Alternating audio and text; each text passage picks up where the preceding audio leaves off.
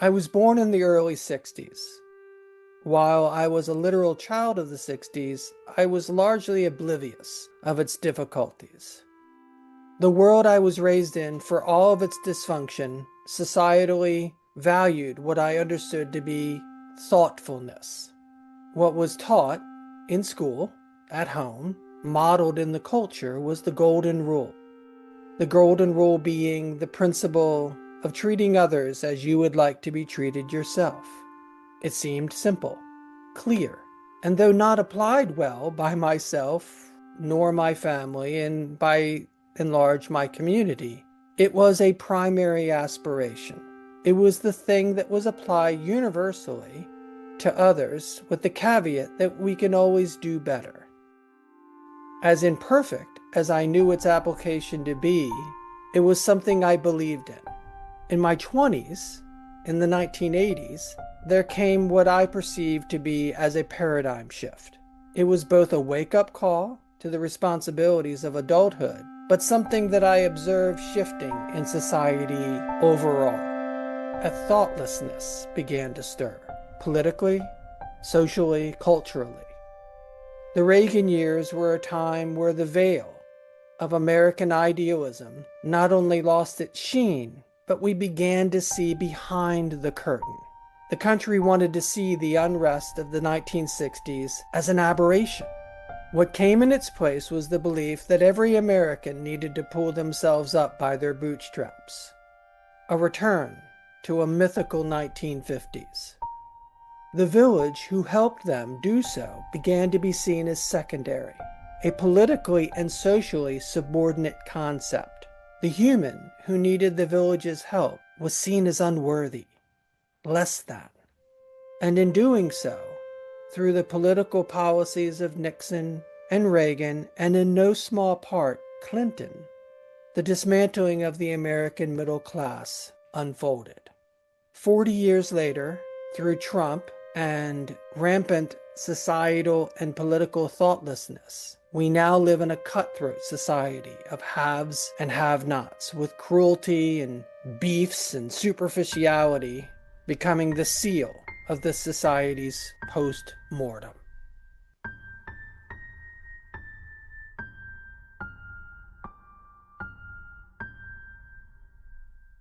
Welcome back to Language of the Soul, Conversations on Healing and Growth. I'm Ben Umstead. And I'm Martin Perkins. So today, we wanted to begin with a question. Why does a word come along when it does? We see the word empathy everywhere. Why, over the last 25 years, has this word skyrocketed in the way that it has in its usage when it's been around for quite some time, roughly 150 years, actually? What do you make of all this, my friend? Words appear when life in the world begins to not have the description it needs for what's happening. We don't have the word to describe what's happening. So people like philosophers or scientists or authors or artists, they coin phrases. And this is what happened with empathy. Back in 1873, the word was largely borrowed from German and Greek in terms of the formation of the word, but the concept itself was largely borrowed from a Kantian philosopher named Laswith. He used the word Einfühlung, meaning aesthetic sympathy, and which in turn a man by the name of Vischer coined the word in 1873, which largely is defined as the noun empathy is defined as being aware of or sharing another person's feelings, experiences, or emotions. 1870s, why does the word come along? Well, we're in the midst of the industrial age. People are feeling a sense of what? I would offer a struggle in how they were connecting with others. And then we see a series of events unfold. Not just the industrial age. We see World War I. We see the rise of the Third Reich. We see the coming technologies of the telephone, of the automobile, and we are suddenly highly mobile and able to communicate with others over incredible distances. Thoughtfulness doesn't feel like the word that you use when you're describing an emotion about something and a sense of caring about something that's happened halfway around the world. I can have empathy for the Gazans, but is it an act of thoughtfulness? No, we largely reserve the word thoughtfulness for the people in our family, our friends, our neighborhood. We're thoughtful about them.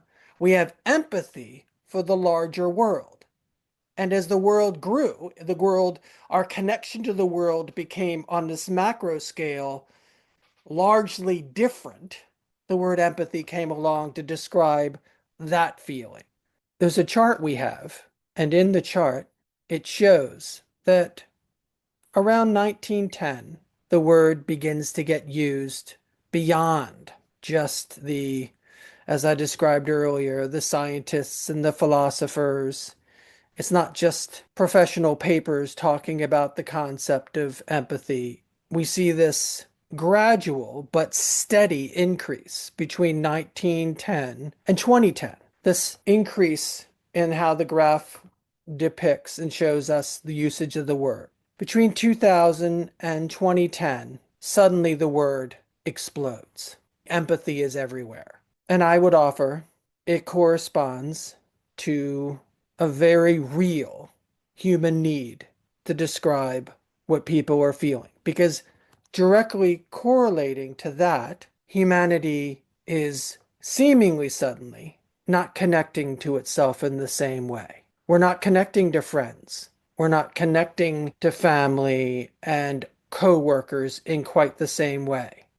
Our usage at this very same moment of social media and technology becomes our predominant form of how we connect with each other, seemingly connect with each other, but mainly how we spend our time. We're suddenly spending the bulk of our time online. And in line with this is the realization that as this occurs, there's the first Trump regime, there's the life-changing pandemic, which further exaggerates this phenomena. Because now, not only had we not been getting together less so, we're not getting together with anyone but our closest connections, by and large. Even then, I would posit that those closest connections, it appears to be easier to do it online. And there's a convenience there, and there is that connection there that goes back all the way to the telephone. But there is a fear factor in place. There is a degree of complacency with the busyness of the world through the lens of the pandemic, through the exhaustion that it brought on. Obviously, a world that was already exhausted, but then in a way that collectively we are still addressing, or I would posit even feeling challenged in addressing. And this is maybe why empathy can even feel oversaturated now. The word is used too much, some people might say. And is it the word getting used too much because it's become a cultural catchword or corporations have grabbed it? Or is it because words like empathy or integrity or authenticity are all words that aren't getting addressed culturally? And so when they don't get addressed within the culture, they kind of become negative terms. What also interestingly corresponds with this advent of the word empathy from the 1870s and really predates the 1870s, going all the way back to the 1820s. And that is, in 1820, world literacy was at 10%. Today, it's believed to be at or around 90%, though I do wonder to what degree that number is accurate. I think it's a question of how you measure what literacy is and what are you literate of? Like, what are you able to articulate as language. Because with video and non-word symbols, literacy is radically changing.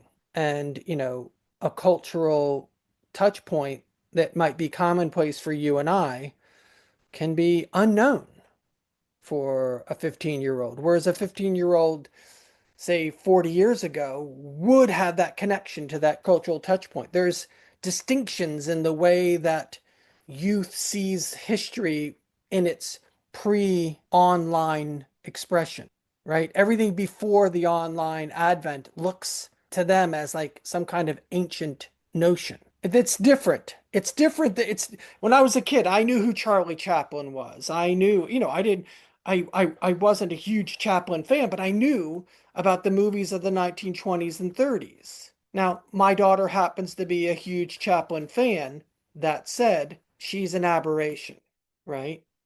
If we go into that notion of like, how does literacy fit into this, and what is the notion of literacy?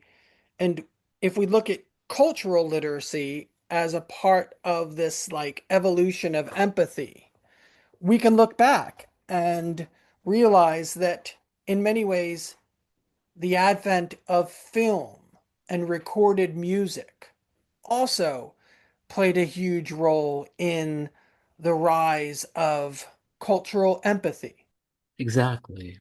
And we look at music of the common man, most notably these early recordings.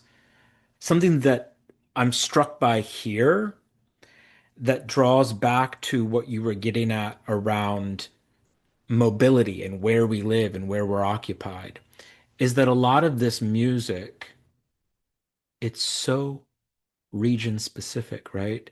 It's so local. It's something very pure and indicative of a place, of these people coming from this place and developing a certain sound because of the community they're in, the work that they do, the suffering that they, as a people, may be experiencing, and how they want to relay that through where they come from in their music is it's astronomical. Compare that to today where we do have personal music, but when I'm in a lift, for instance, a lot of the time the driver will have the basic radio station on, and the music is so empty of a personal perspective and of a place. It's just a formula. It's just something that's been put together over decades and decades of research by corporations to say, this is the kind of sound that is non-offensive. This is the kind of sound that will work between selling ads on the radio. So it's this complete lack. And like you're noting, this lack of being thoughtful, right? Not just lack of empathy, but lack of being thoughtful. So it becomes thoughtless because it's placeless. So prior to the advent of the industrial age, life largely was contingent on place.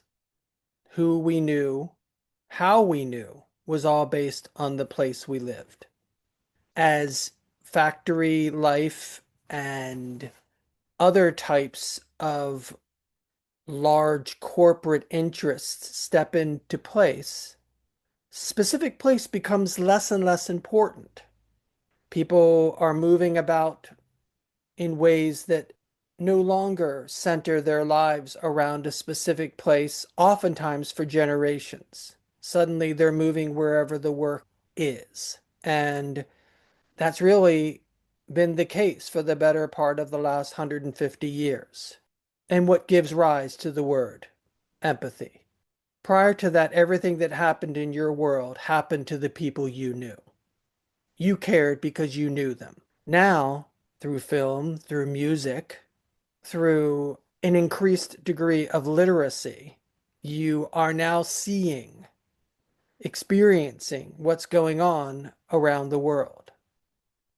My mother shared a story with me many years ago how her mother, my grandmother, my maternal grandmother, used the phone. So the phone arrives in her little village of 10 or so houses it's a party line, which means that everyone in the village shared, the small little village shared the same phone line.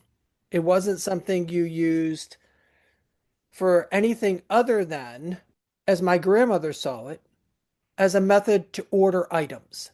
So the phone in large measure was, oh, I'm going to call into town to the stores or store and order things so that the orders can be made before we get there. And that if things need to be ordered by those stores to have them in stock for us, I can make that happen. So it was a huge convenience to her, right? My mother, being 30 plus years younger, she saw the phone as a way to connect with her mother. So she would want to call on the phone and see how mom is doing.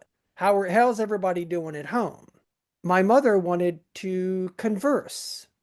She wanted to know and care about what others in the village or in the family, how they were doing. For her, it became a vehicle almost from the very beginning of the technology as a point of empathy. For my grandmother, it was get on the phone, get off the phone. It was transactional. Really, my grandmother never changed that in that way. All the way up until her passing in 1970, she treated the phone as an ordering system and, an update on information. But it was like, oh, you're coming down this weekend. Great. Boom. She's done. The phone got hung up, right? It didn't have any other purpose in her mind. It never really changed. This kind of generational piece is such that, by the time my sisters come along, and myself comes along, we're using the phone sometimes throughout the evening on the phone talking with friends, even more so than my mother used it as a point of connection, as a way to truly know what it was like for someone else and share another person's feelings, their experiences, and their emotion. And then, see, along comes the cell phone, the interconnectivity of data across fiber optics and satellites and all the other technologies that have allowed huge amounts of data to travel. Suddenly, we can do what we're doing today, which is having a conversation via a video and audio link that can be recorded in a high enough quality, we can then turn it into a podcast. It feels highly normal, right? And my ability to connect with what's going on with you, it feels real. It feels authentic. But is it the same thing as my ability to like reach over and touch you on the shoulder? Right. To communicate our feelings, it really hasn't changed all that much since your mom's generation. There's a foundation there that was established, and the need for that and the need for empathy, the call and response there is huge. I mean, everything else has been altered about it. Now perhaps instead of the phone, you can have a cute little robot remote controlled by your loved one. Stephanie, my partner, was showing me this video of a woman who was talking to her sister from thousands of miles away. She, you know, dropped a little robot with little treads, a little cutesy face into her handbag, went to the grocery store, let the robot cruise down the aisles, and they were laughing and talking as if the sister was there. So this leads me to wonder, what the impact of technology is on our emotional well-being. We've talked about empathy and the rise of empathy through all these technologies up to the point where it is now. So I contemplate what what is that deeper connection? The robot you just spoke of, the bot that's in your handbag, the person takes it out because they're presenting something that they want the other on the other side to see, to experience about them. That's the loss of that there's no more, as the Evens express in their song from the aughts, there's no more around the corner. As they said, there's no more around the corner anymore. So when there was an around the corner, we didn't know when or if someone would drop in. People used to just go and knock on doors. Now, when someone knocks on your door, it's like, who the heck is that? When I was a young boy, when we lived up in North Baltimore in a little brick house neighborhood, my sister lived, in essence, about 4 blocks away. My oldest sister, who is 19 years older than me. And it would not be uncommon for either household to drop in on the other. Flash forward, my parents move down to the Crofton area, sort of midway between Baltimore and Washington, closer to Washington. My mother and my sister have been talking every day on the phone, always in the morning. I'm a student in North Baltimore, what became Towson University. My sister works in Towson, and on this particular evening, she's picked me up at college, and I'm going up to spend the night with her and her family. And I'm compelled to talk to my sister about my mother's alcoholism. Not long into my sharing, my sister says, "What are you talking about? Mom's not an alcoholic." I said, "What?" And she says, "Mom's not an alcoholic." I said, "Mom drinks every day. There's rarely a day that she doesn't start drinking in the early afternoon." And my older sister proceeded to tell me I was a liar and that I was making up a story. This is how technology, to some degree, gets manipulated. My mother knew how to stay in touch, and she wanted to stay in touch with her eldest daughter. They were extremely close. In every measure of the word, you could say that my oldest sister and my mother were very close. They spoke literally every day. And yet, my sister had no idea that my mother was an alcoholic. No idea. Now, part of the story is about family culture, about never talking about anything, but it's also about how technology can veil and or present what we want to be presented. And what I've witnessed over the last, say, 25 years is the ability of social media to do exactly that. You show to the world what you want the world to see. No more, no less. And it's gotten to the point where all expectations are you only put your best foot forward. So you're showing the great holidays, you're showing the beautiful parts of the house. Because there is no more around the corner, we lose the humanity of that being.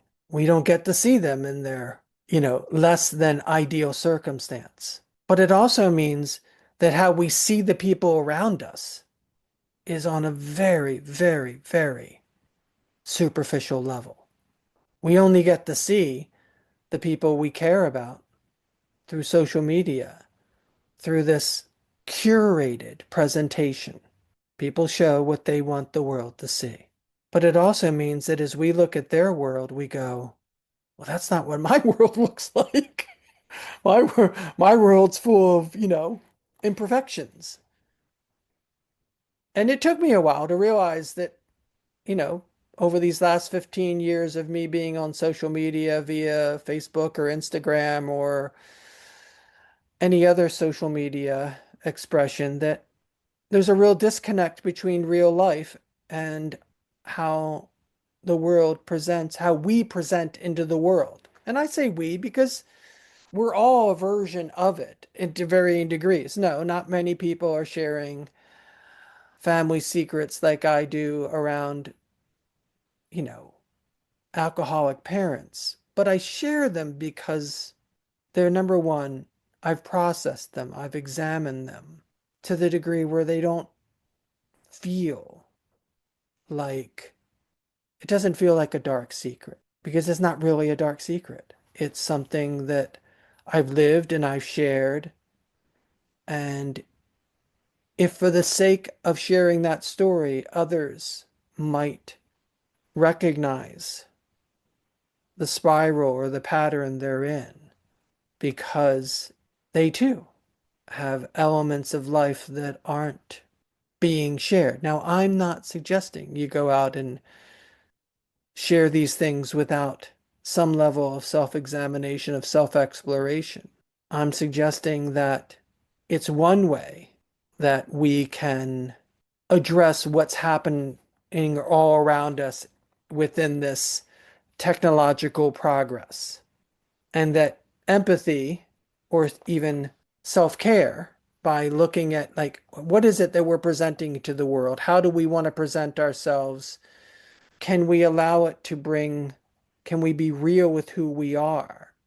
It's a very potent emotional tool for our healing and growth. And we can then have empathy because we can see in the other our own challenges.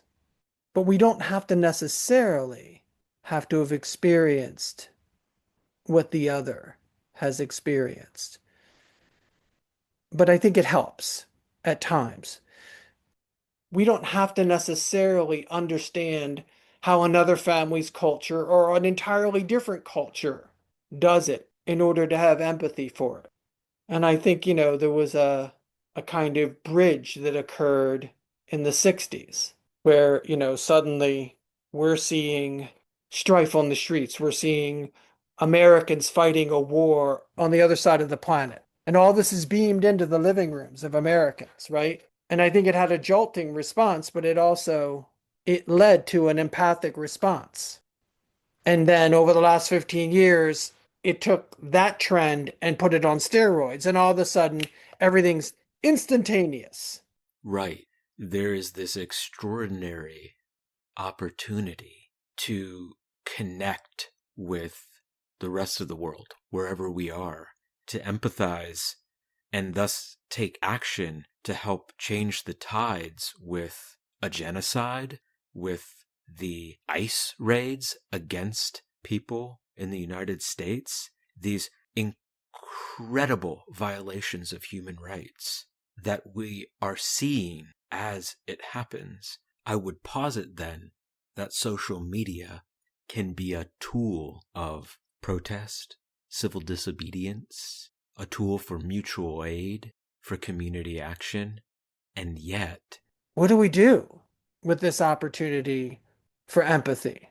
And I would offer that for many, it meant that if the option was, I'm going to let my heart get cracked open, or I'm going to harden my heart so I don't have to feel that hurt of what's going on in the world. Many chose to harden their hearts.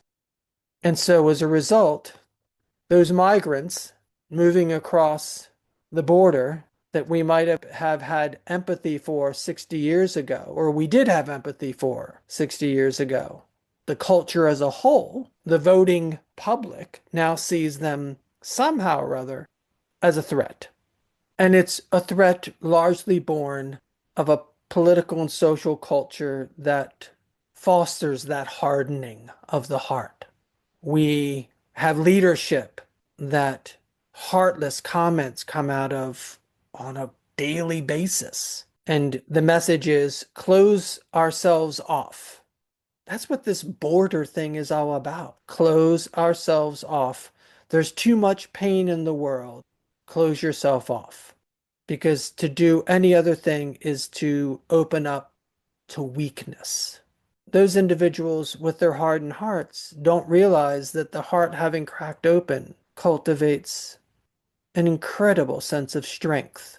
And so, as self preservation, as hardened hearts, and emotional overwhelm increasingly take precedence in how humans see these moments, is the culture largely entering, or have we already entered, a post empathic world? hi everyone. If you've been enjoying our podcast, please consider visiting martinperkins.com for more healing and growth resources. In Language of the Soul, I offer to my community, I focus a great deal around helping human beings find their unique expression of self-knowledge. In each of us, there's a unique genius that's ours and ours only. My calling, my expression as a teacher is about helping my students find that unique genius within themselves. In my herbal practice, I have been inspired to synthesize a number of approaches in order to serve my clients. At the core is cultivating a healthy microbiome. We begin there. We gather a depth of knowledge, body, mind, and spirit, so that herbal approaches can be offered in the needed order to address the present symptoms while also treating the root causes. As burgeoning podcasters, the greatest gift you can offer Martin and I is to share this podcast with just one person. Word of mouth remains the most genuine way to share the art and media that you love and care about. So in advance, we thank you. And now, back to the conversation. You know, you were speaking to a few minutes ago the notion of putting your best self forward. That's how Instagram works, right? That's how TikTok works. It really circles back around to the original German phrasing of aesthetic sympathy. But I'm going to play angel's advocate here because I think something else occurs in these spaces, and I think it's accelerated and happened more frequently because of TikTok being the premier video platform. But our current moment with social media really, really takes so many of its cues from reality television, not just the news cycle, like you noted with the Vietnam War being broadcast into homes every single evening, but then the 24-hour news cycle and this need to be plugged in. You spoke of the healing growth opportunity that social media can be and the performative empathy, I would say, that is largely there. You know, you go on TikTok, you go on YouTube Shorts, and you can find thousands upon thousands of strangers to us sharing what are seemingly really intimate moments of their lives, crying because they've lost a loved one, because they've lost their job, because they got in a car accident. They're crying into camera. And in this way, the camera is a crucial part of life, right? It's not only a way that we can share, the camera can justify you having those feelings in the first place. I can feel this way because someone else will see me, even if I don't know who they are. So, in that sense, your life can become a performance. And in some ways, I tend to wonder, does that then supersede just expressing your feelings because you need to? You know, you used the word transactional earlier in relation to what your grandmother used the phone for. And those were for items. That was for a practical reason. But because we're so far apart now, sometimes quite literally in terms of that distance, but need that connection in some way, or even the feeling that we're connected, it becomes transactional again. But it's not calling the general store 20 miles away in town saying, I'm coming in tomorrow at 11 o'clock and I'd like these items ready. It's, I'm in the middle of a mental breakdown. As a freshman in college, I feel so alone and I don't know what to do. This is a concern to me that comes through the reality TVification of life, and Trump comes from this too. When the audience is viewing real flesh and blood human beings more as dramatic characters or avatars for something to jeer or cheer at, maybe there is empathy sometimes running through those spaces, but it gets back to this notion of the philosopher Guy Debord and his idea around a society that is obsessed with spectacle. Life becomes a spectacle itself, a drama that isn't happening to us. We're just watching it. Right. And how effective that notion of a spectacle has on the notion of giving life meaning.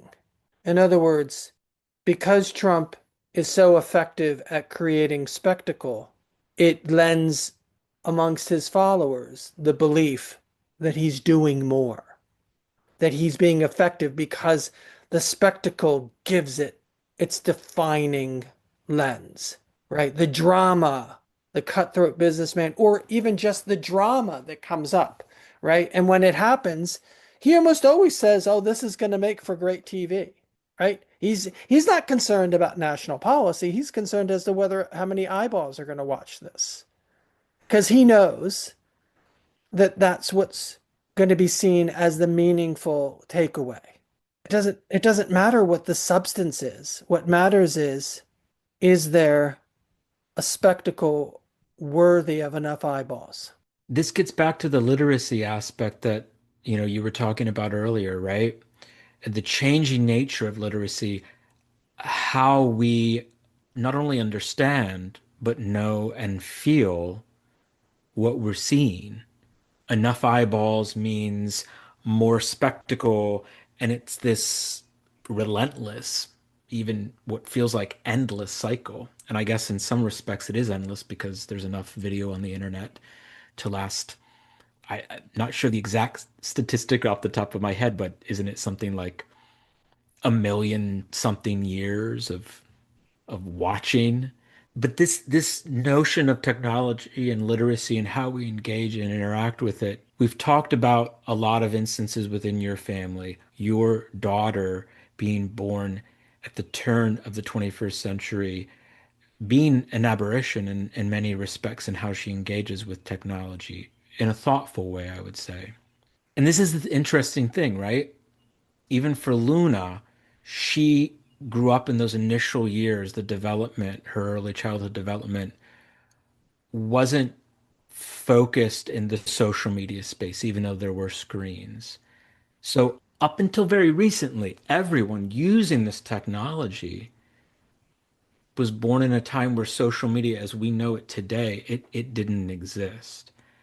And so that's the thing to consider. Gen Alpha comes along, born between 2010 and 2024, right? The oldest ones are young teenagers now.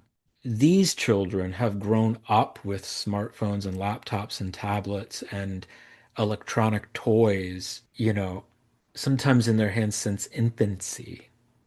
It becomes this way to engage with the world. Now, when the phone gets taken away, we know now through a lot of research and studies that anxiety and anger and frustration in young children changes when they don't have that access that they see as their parents having full access to. That's one. But how anxiety correlates with empathy, the rise of both notions is pretty interesting because you do hear a lot about people going, I'm worried about you in this way. And sometimes it's unnecessary, or as my partner might put it, she gets secondhand embarrassment for someone, or even someone that is a character on a fictional television show. So, specifically with Gen Alpha, how this is played out, because we have such good data in the US and in the UK in particular, we know from multiple studies and from books, including Jonathan Haidt's The Anxious Generation, that many of our kids now are constantly being stimulated in a simulated environment. We talk about place, we talk about the significance of community and creating something from a particular place, but what happens when that place actually is digital? It's in the cloud.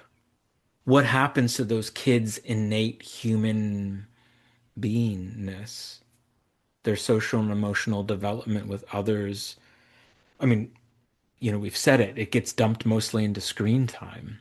So I wonder, as a child who loved movies and television and comics and novels and all the ways to tell a story, all the ways to engage with ideas and themes and feelings, when it's just coming through short form video like this, the possibility for meaning, I think, is much more slim. but more so when you're getting barraged with all of that, when you're seeing people be able to buy anything they want and you can't as a child, when you're seeing someone get upset, how do they know how to draw the line between their feelings and thoughts and other people's feelings and thoughts? I mean, all of this to say, I think we've kind of been honing it in on the episode. Has an increase in this performance and this superficiality we've been talking about throughout led to this kind of phenomenon, as a result of social media, that it's kind of come around to that? What I see are human beings unable or unwilling to go to what's going on emotionally for them, and at the same time aware on some level that grieving and some level of sadness are needed. But the culture is very averse to grieving and sadness. They are demonized emotions, mainly because the great fear, is that we're going to get stuck there, not realizing that by averting them, we are ensuring that they become habituated, that we get stuck there. It's not the sadness itself that's holding so many. It's our aversion to the sadness, to what we're feeling inside. And this is, in many ways, a real statement on the effect of superficiality in our popular culture. Instead of dealing with what's right there inside of us, we just go on to consume the next empty calorie. Consume whatever it is. It's all just empty consumption. Seeking meaning when we really don't want to deal with what's really going on for us. It's an old tool used in this instant by end stage capitalism, a bread and circuses show, controlling the levers, ensuring superficiality as the end game. Because as long as we're kept at the superficial level, it means we'll keep on consuming what they're selling. When we don't play by the superficial rules, the algorithms of the social media landscapes become obstacles rather than facilitators. As long as we play by the rules of superficiality, we get to keep playing the game. And if you're seeking to do business on those platforms in a way that honors wisdom through a depth of exchange, it largely, my experience is, it becomes either an echo chamber or sadly a kind of hierarchical transmission where there's a few really well-known transmitters of whatever information it is that we're seeking, and they're presented as the experts, and they get to play by, and everyone else plays by, in essence, that rule, those rules. Or you don't play at all. In other words, you play by their rules by spending a boatload of cash in order to get your message out there.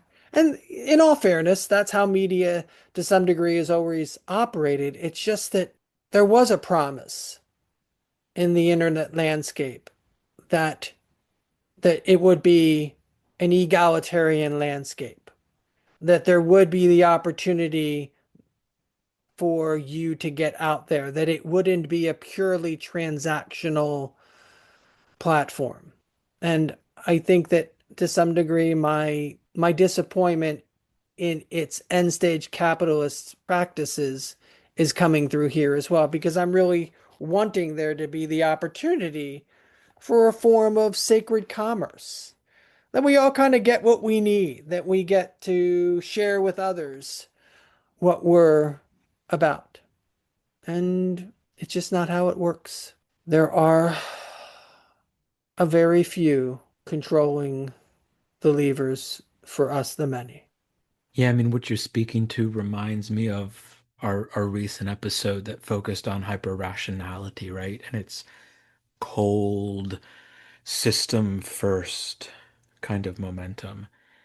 And when you consider sacred commerce and doing something that's meaningful to you and having a place where you can share that meaning, I mean, even just forming a small business, it can feel impossible when you have these places, these mighty few, like Meta, when you're using one of their platforms like Instagram, and you can have a business there, and all of a sudden they change the algorithm and you become invisible, even to a loyal customer base. You become invisible because they have some idea of how this is supposed to work. And if you're on that platform in that way, like you're noting, that's it. You got to play the game. But even playing the game, this is changing. And this is something that I think really emphasizes the ascension culture, the ascension myth that you got to climb the ladder, you get to the top and you're good to go, baby. And there's a freedom there, right? And what is happening? And so I want to emphasize something that we've been threading through here. What is happening? The thoughtlessness that we keep coming back to. And we've talked about these attitudes and flavors of commerce and culture and politics. When you started to talk about the growing thoughtlessness in your young adulthood, moving from your childhood in the 60s into the 70s and into the early 80s and into those Reagan years, it's interesting because I come out on the other side of that, right?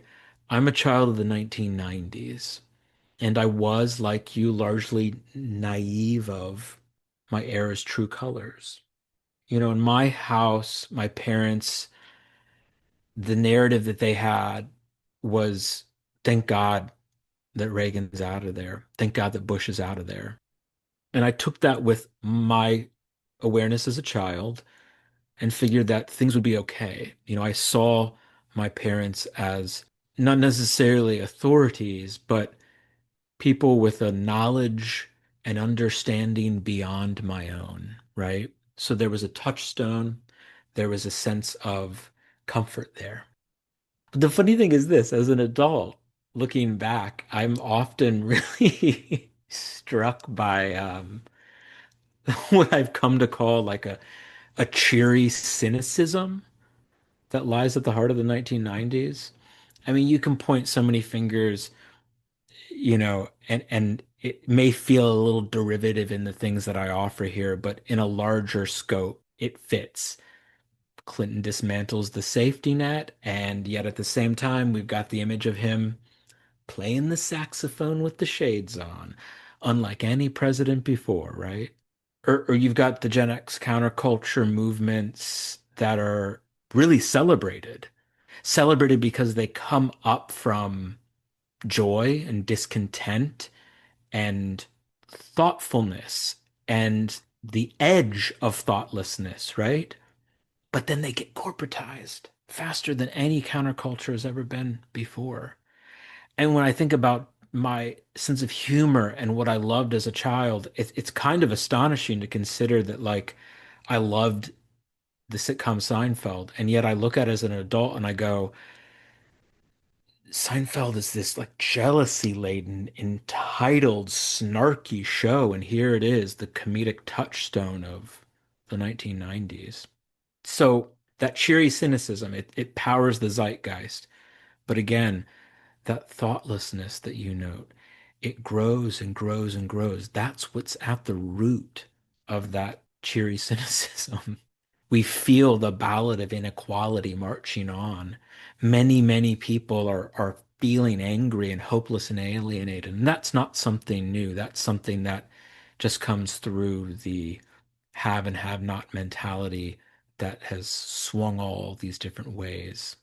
But this is the thing. We get to this point where everything's televised and everything has a cynicism or post irony. Hey man, everything sucks, but it's cool. And people don't know how to express and they don't know how to share in this meaningful way that we've been exploring. They don't know how to transform those feelings, feeling sad, like you noted. So they put on an empty smile. And that kind of smile, I really think eventually turned into the soulless greeting that has become the norm in the United States. Hi, how are you? Great. How are you? Great.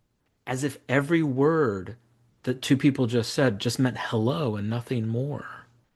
So I think that this form of thoughtlessness in the form of the greeting very clearly illustrates what could be argued as a benign but a very telling lack of being thoughtful or being empathic.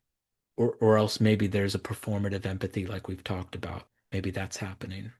So all of that to ask this question, what is empathy's relationship with being thoughtful and being thoughtless? It all feels wrapped up together over the course of this 150 years of human existence, of technology, of progress, of insight, of purpose, of meaning and lack of meaning, right? Right. Yeah, like in other words, what does it mean politically and socially when something only matters when it affects you? And if it doesn't affect you, then it doesn't matter. It's like, did the old tree in the forest falls. If a human didn't hear it, it doesn't exist. And that's another reflection of this world we live in where everything seemingly happens instantaneously and seemingly is interconnected at this very superficial level. So recently, in the midst of these massive Doge cuts being made, a friend who had stood silent on social media as far as political and social issues are concerned had been silent for decades, had been affected by this senseless slashing of government. To him, it suddenly mattered what was happening politically because it affected him and his work. Almost overnight, to this person, Trump became a threat to us all. To those of us who had been speaking rather loudly for the last 10 years about the real threat of Trump and authoritarianism, it kind of landed, at least I can speak for myself, it landed strangely. I'm glad that many of these individuals who are being affected, they're speaking out. I value their voice. And yet I can't help but also think, and I mean this kindly, what the fuck took you so long? And so I had to look at myself within that response, right? I had to be contemplative in how I looked at it. And so in the midst of this inner conversation, along came Hannah Arendt, in part because I had watched the recent PBS Masters documentary titled Hannah Arendt Facing Tyranny, but also because in my world it had kind of come up. Hannah Arendt's work as a writer, a philosopher, and very recently a group of us discussed the documentary through our movie club discussion group. And in the midst of all this, I've as well been reading about what she had to say about authoritarianism, about the world that she was raised in, which was Germany, both pre and post World War One, and then leading up to her life throughout the 30s, 40s, 50s, and 60s, and the journey she took. And in particular, there's this term she coined, and it was taken from her book Eichmann in Jerusalem, a report on the banality of evil. And that's the term, the banality of evil. And in it, she describes how ordinary people end up committing within, the Nazi Third Reich. Common folk can commit horrific acts without really having any deep ideological motivations or even malicious intent. Now, this was met by many as heretical thinking. But the basic thesis is this: the banality of evil suggests that evil can be perpetrated by unthinking individuals who follow orders without questioning their morality. And as well, that Eichmann's actions were driven by careerism rather than hatred or ideology. Now, to me, I read that and I go, oh, hardened hearts. It's really simple. Germany was filled with hardened hearts after the loss of World War I, after the hyperinflation of the 1920s, by a bunch of neighbors who, after they had invaded all those neighbors, basically they wanted Germany to pay for what they had done, right? And now Germany was being hardened by that. They lashed out yet again. And it made me really contemplate, like, what does it mean when the world around us can be that hardened?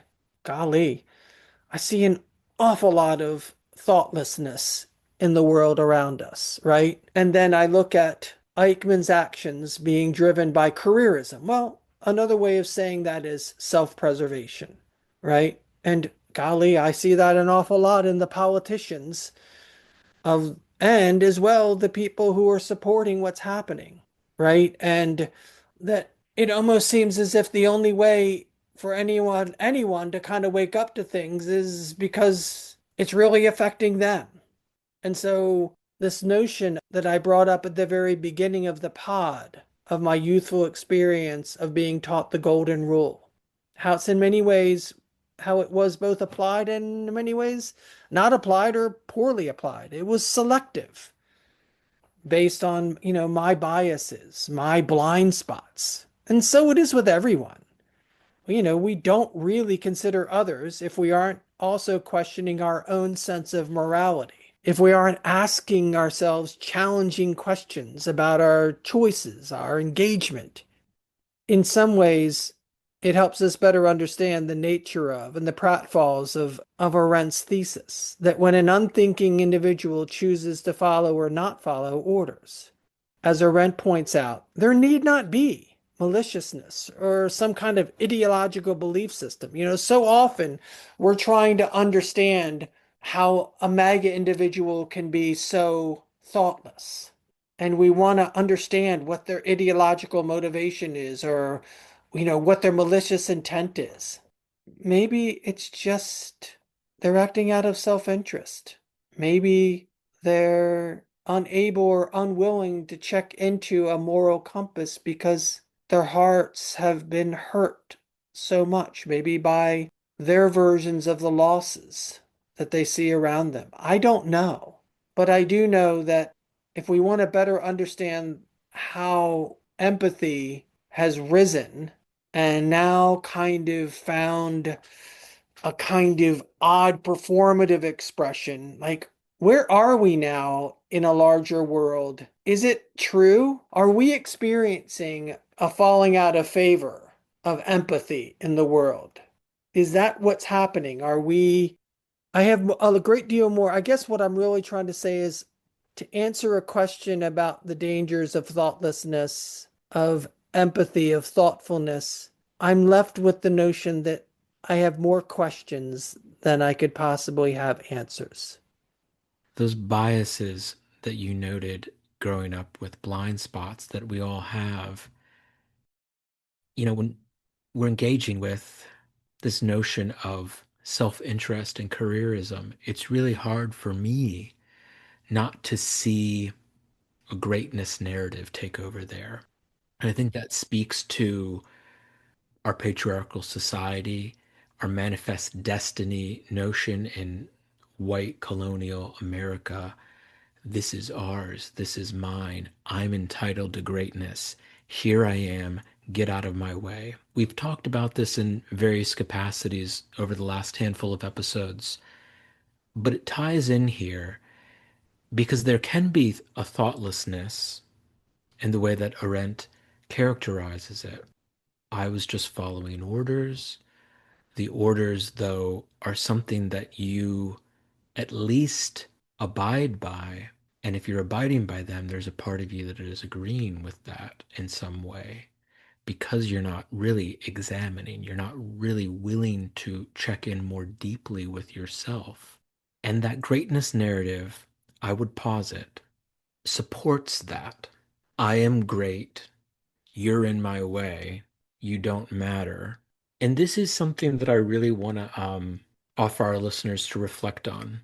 I would offer that tradition of checking out has resulted in a human world that doesn't know what to do with itself, and the natural world making adjustments, knowing how to change because of the things that we've done to it, and speaking about climate change, ties into a collective greatness, a common greatness that we can all participate in. Greatness doesn't come from one person in that way. We show up as ourselves. We are a beacon because we see someone else as a beacon. We see someone else as a beacon. Talk about that golden rule again. The golden rule, the notion, even beyond that, of being responsible when you have a certain kind of freedom. And in late stage capitalism, you and I, as Americans, as white Americans, as males, we have a lot of freedom. We have a lot of freedom, and we need to be very in tune with what the responsibility is there. And everybody has that responsibility within their own set of freedoms. It's different because we don't live in a world of equity. But if we believe that, our perspective changes, our feelings change, our sense of place, to tie it back to a lack of place, our sense of place suddenly becomes meaningful. Meaningful because we're seeing others, and we're seeing how the choices collectively as humans that we've made to bring us here are harmful, are hurting, are violent, are destructive. Some of the time that's ideological all the way through.